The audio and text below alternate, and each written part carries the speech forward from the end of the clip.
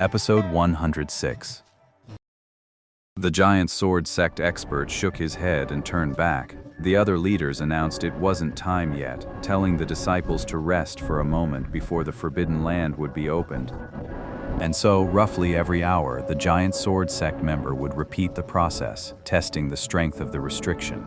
It wasn't until the fourth stone sword was thrown that the cyan light surging from the forbidden area and the wind blades it formed showed a clear and significant decrease.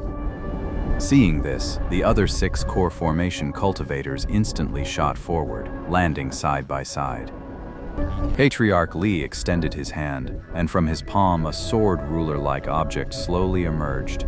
In an instant, it shot forth, blazing with silver light.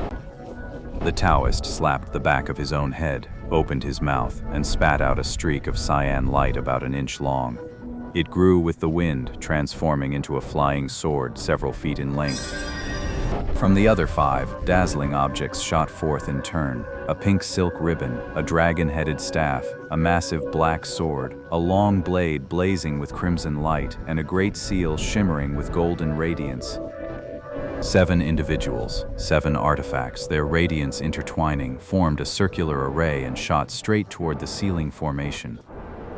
These were the magic treasures they had forged and refined through years of arduous cultivation after reaching the core formation stage. The disciples from each sect did not dare to delay. At the command of the other Foundation establishment elders, they all split into 7 columns and stood behind the 7, ready to enter the forbidden land at any moment. With a deafening roar, the 7 magic treasures clashed head-on with the wind blades. Sparks of multicolored light flew in all directions, accompanied by eerie wailing shrieks that kept the watching disciples on the edge of their seats. Patriarch Li's sword ruler spun in a dazzling whirl, its silver light pulsing and flaring as if alive, shattering countless wind blades into dust. The azure flying sword transformed into a serpentine dragon dozens of feet long. With each slash, it let out an eerie shriek that chilled the soul. The other 5 magic treasures also unleashed their powers, with the massive yellow seal from the Sky Palace expert being the most imposing of all. Each time it smashed down, it swelled to the size of a small mountain, accompanied by the roaring of wind and thunder. It shrank back to its original size as it flew back, but its movements seemed somewhat clumsy and sluggish. The 7 magic treasures were incredibly powerful, yet they still struggled mightily against the wind blade formation, even in its weakened state. Each step forward through the wind wall took a considerable amount of time. Before long, beads of sweat began to glisten on the brows of all 7 cultivators. After 3 or 4 hours of fierce combat, the 7 were drenched in sweat, but the magic treasures they commanded finally gained the upper hand, blasting a circular passage roughly 10 feet high through the wind wall. The passage was pitch black, impossible to see a thing inside. Get in there, quick! We can't hold this much longer. The Taoist was the first to cry out, as he possessed the strongest magic power among the 7, and was sweating the most profusely. The disciples of the 7 sects wasted no time. They interwove their formations and flew into the passageway in successive waves. At that moment, everyone was silent, their expressions grim. Everyone knew that once they entered the forbidden zone, they would instantly become mortal enemies. Even fellow disciples from the same sect could no longer be trusted. Han Li was positioned in the middle of the line, with disciples from the Great Sword sect ahead of him and members of the Saber Transformation sect behind. The passage wasn't long, flashing past in a mere 20-odd yards. Han Li shot out of the exit. Before he could even get his bearings, the world spun violently. In a flash, he vanished from the spot without a trace. Gray-black, rotting earth, murky puddles bubbling at the surface. Twisted, misshapen trees, unfamiliar blood-red grass underfoot, and the pungent, acrid stench hanging in the air. This was the world that greeted Han Li as his senses returned. Han Li had no time to question the bizarre surroundings. His first priority was to sweep his gaze around, checking for any other people nearby. After all, the greatest danger came from the disciples of other sects who had entered the Forbidden Land alongside him. Looks like I got lucky. There's no one else within a few dozen yards of me. He didn't let his guard down, though. Instead, he took a talisman in one hand and readied his set of gold talisman mother-child blades in the other, preparing for any eventuality. Only then could Han Li settle his mind and carefully observe the peculiarities of the place he was in. Before the expedition to the Forbidden Zone, the steward gave each of us disciples a detailed dossier on the place.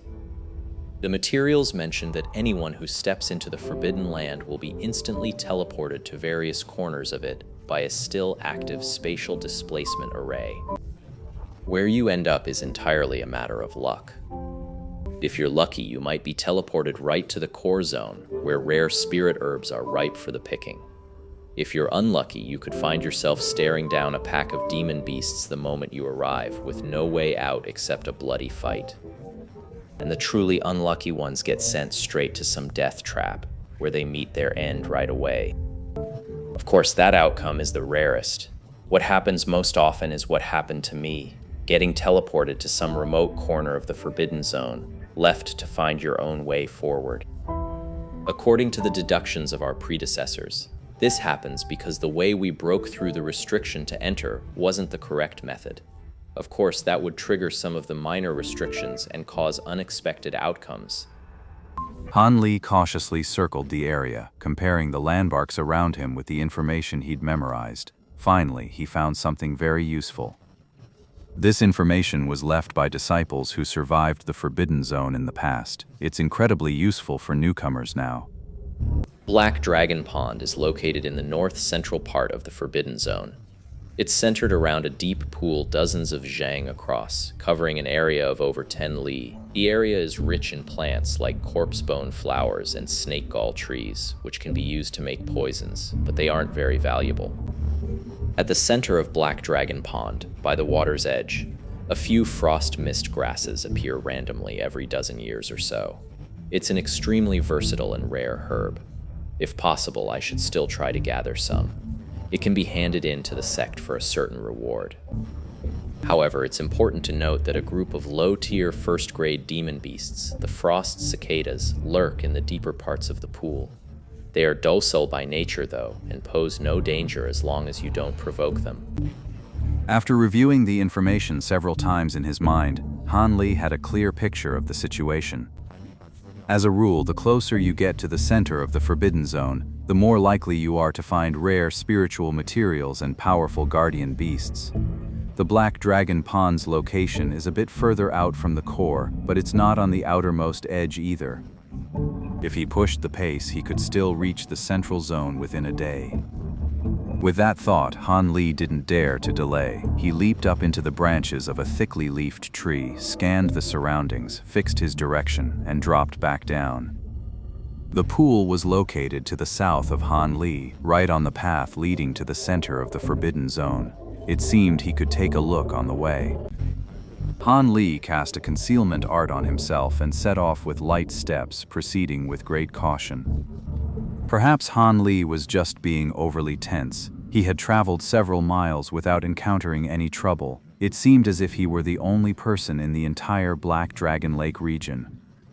Only when he heard the sound of flowing water did Han Li allow his taut nerves to relax a little. He parted a few of the gnarled branches blocking his path, and a deep, emerald-green pool came into view. Even before he drew near, a sinister, bone-chilling cold made Han Li shiver. So this is the Black Dragon Pool? Han Li looked around with curiosity. The pool was surrounded by a thick grove of snakebark trees. It wasn't large, but visible wisps of cold air rose from its surface. Even the edges were coated in a layer of crystalline frost, a testament to the water's bone-chilling cold. Han Li paid no mind to the cold. What caught his attention were over a dozen small white-furred grasses growing in a low-lying spot by the pond. At midnight, they turned completely white, emitting a faint mist-like vapor that swirled around them, giving them the genuine appearance of a spirit root. Yes, this is definitely frost mist grass, a perfect match for the description in the records. While this herb has nothing to do with my Foundation establishment pill, finding it so easily right from the start, it's a good omen. Han Li reflexively glanced left and right and was about to step forward, but suddenly his expression shifted slightly. He crouched low, melting back into the cover of the leaves, and stared impassively into the dense forest to his left. Not long after, a figure flickered, and a man in blue cautiously emerged. Judging by his attire, he's a member of the Heavenly Void sect. He moved with extreme caution, glancing back every few steps and constantly scanning his surroundings. His tightly clenched fist suggested he was ready for an ambush. He was heading straight for those few stalks of frost mist grass. Looks like I'm leaving empty-handed. He's far too cautious for a sneak attack to work, and I have no intention of facing him head-on. It's not worth the risk for a few dispensable herbs. Come out! I see you. No more hiding. Just a dozen or so steps from the frost mist grass, the man in blue suddenly halted, spun around, and shouted. Han Li was startled, thinking he'd accidentally given himself away. But then he could only shake his head and laugh at himself. Because although the man in blue was shouting loudly enough, his eyes were darting around incessantly. He wasn't looking toward Han Li's hiding spot at all, he was just bluffing. Han Li watched the blue-clad man's little performance with a mixture of irritation and amusement. Only after the man had finished his loud, theatrical search did he finally feel secure enough to go and harvest the frost mist grass. The blue-robed man's self-satisfied cleverness actually gave Han Li pause, making him consider whether to take advantage of the man's carelessness and give him a good whack from behind.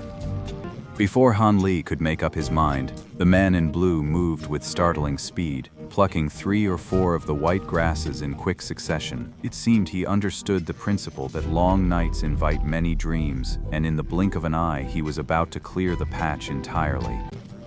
Han Li shook his head inwardly and decided to withdraw. My primary goal is still the 3 main ingredients for the Foundation Establishment pill. Until then, conserving my strength is the best course of action.